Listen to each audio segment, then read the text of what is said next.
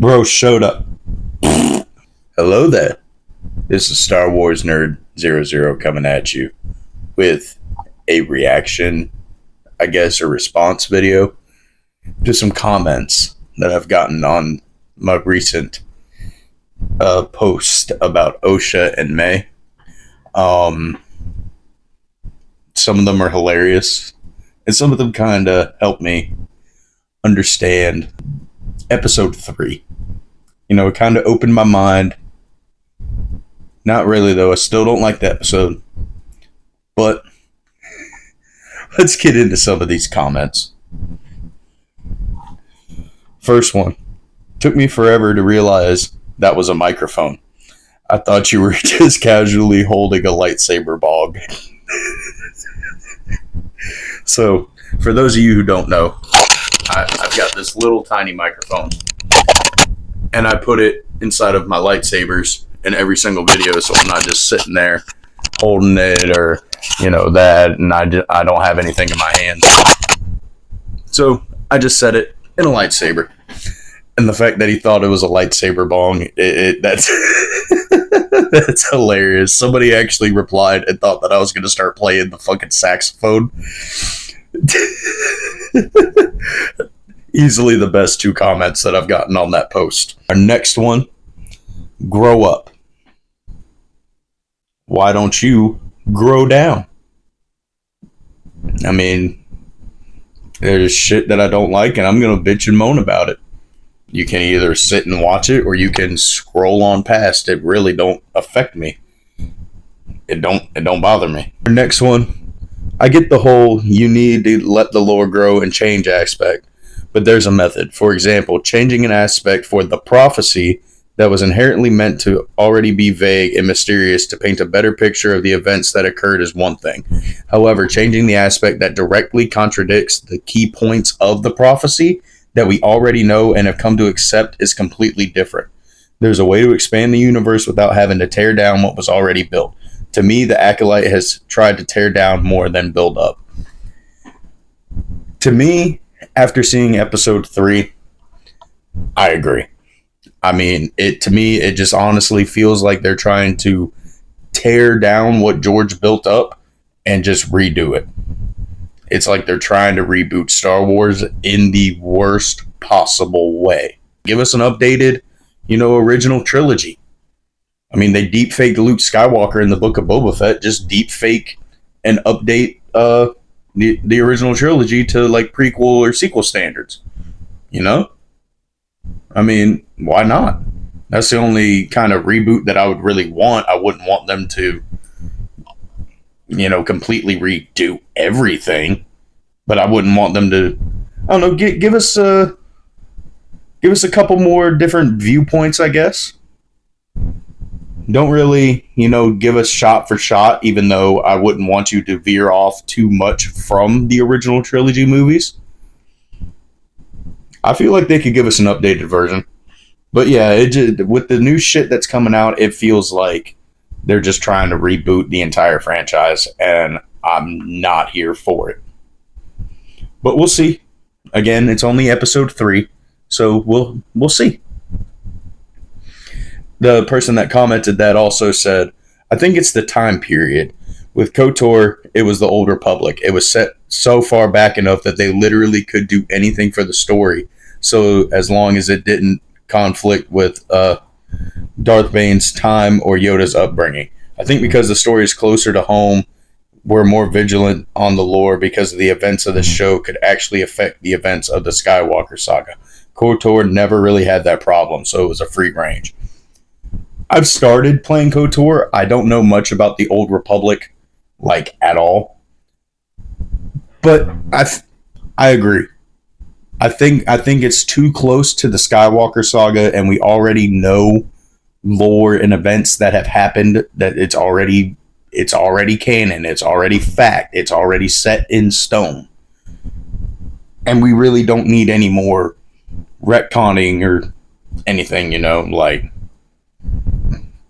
I don't know. I feel like they should have gone farther back. But then again, I don't know much about the High Republic or the Old Republic, so I guess I gotta start reading books and getting caught up on my knowledge of it, huh? Anakin's legacy is murdering children for political gain. He had already spat on his own legacy. What the fuck did I just read? Dude, tell me you don't understand Star Wars or Anakin Skywalker without telling me you don't understand Anakin or Star Wars. He killed them for political gain. Dude, he was trying to save his wife. He didn't give a fuck about politics. He hated politics. He absolutely hated it. He hated it because it tore his wife away from him most of the time. So he never even actually wanted to join Sidious either. He wanted to do it to save Padme, and he was going to get rid of him. Sure, yeah, he said, we can make the galaxy the way we want it to be, but I don't think he would have gone as far as Sidious. They literally haven't told us how it happened. What are you on about, dog? Just an Anakin fan that doesn't want to see his legacy or his story tampered with after Rian Johnson handled Luke Skywalker in The Last Jedi.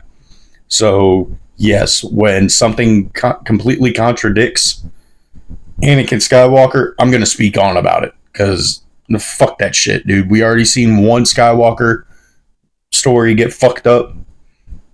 Technically two if you want to count Leia. But no, I don't want to see Anakin's legacy get fucking ruined either. So what about the Dathomirian Night Sisters giving Savage force sensitivity when Asajj Ventress and the sisters were trying to get rid of Count Dooku? There was no scene to prove that Savage had force sensitivity prior to his interactions from the sisters. I believe Maul was the only brother that was force sensitive, and that's why Mother Talzin kept him on Dathomir and didn't send him away until Palpatine came. We even seen the Night Sister magic make Maul sane again, resurrect fallen Night Sisters, and manifest Mother Talzin's voice and body. Yes, they can reanimate corpses. That's completely different than creating life. And the Dathomirian Night Brothers were already force sensitive. The witches used the magic. You know, the brothers had midichlorians. They helped create more and more of the Night Brothers and Sisters. I mean, I could be wrong about that, but I mean, just look up, are Dathomirians force sensitive? And it says that the males are force sensitive. So I don't understand what you're going on about, dude. So, I don't know. Number one complaint, only Rey learned how to stop people from dying by simply existing, even though all the Sith ever wanted was to learn how to not die. Dude!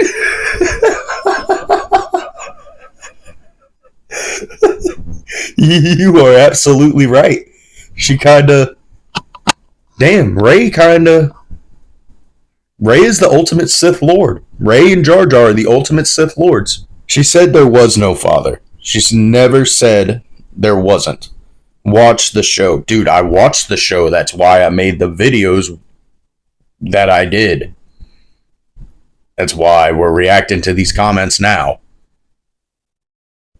I mean, what makes you think I didn't watch the show, dude? I carried them. I created them. Dude, there is no father. What the fuck are you going on about? I don't know. Some of these comments, man, I don't get where they're coming from, but a lot of them I kind of do see where they're coming from. Cry some more. I'll have you know, sir, I stubbed my toe in my spice garden this morning, and I only cried for 20 minutes. I cracked my knuckles and broke every single one of my fingers, and I only cried for 30. I mean, you cry some more, dude. Cry about me crying. As soon as I saw it was 100 years before the rise of the Empire, I was like, oh shit, it's got to be Plagueis. Now, if it's not, I'm going to be disappointed as hell. Plus, I like the idea of false chosen ones. Like, however long this prophecy has been around, There's not once that the Jedi thought that it could be someone else. I could see that. The prophecy was established in 11,958 BBY, so there could have been multiple false chosen ones. But I don't know, man. Just Anakin being the Immaculate Conception, being Space Jesus. I don't know. I don't want them messing with that. I don't know. I would like them to tie in Plagueis. I have become open to the idea of Plagueis learning about the witches and the ritual and how they created the twins, and then he goes on to try to create his dark side entity, and then the Force rebels and gives us Anakin. I'm open to that idea now, but they got to explain it really good. Bro, shut up. Bro, shut up. Being born without a father didn't make him the chosen one. Him being the chosen one made him the chosen one. It's special because he was chosen by the Force, not because of some daddy issues shit. Also, do you not recall making a full ending for Anakin's redemption? Plus, Anakin was created by the Force alone. These two were created through manipulation of some sort. Cool your jets, you old fart. First of all, the prophecy states a chosen one will come born of no father and will bring balance to the Force. So therefore, yes, being born without a father makes him the chosen one, dude. I mean, just it makes him the chosen one. What part of born of no father, a chosen one born of no father, mind you, do you not understand? I mean, you already just made yourself sound dumb right there, dude. And I'm not trying to be mean or anything. I'm just reacting to these comments. It's special because he was chosen by the Force, not because of some daddy issue shit. There was no father. I carried him. I birthed him. I raised him. I can't explain what happened. Watch The Phantom Menace, dude. Just watch it. You don't even have to watch the entire movie. I recommend you do. I recommend you watch all of George Lucas's work. And maybe you'll get an understanding. Plus, Anakin was created by the Force alone. These two were created through manipulation of some sort. Plagueis and Palpatine were manipulating the Force and midichlorians, trying to create the perfect dark side entity and to tip the Force into the dark side to favor it, and the Force said no. So therefore, Anakin was born from some sort of ritual. Your comment just makes no sense in its entirety, you know?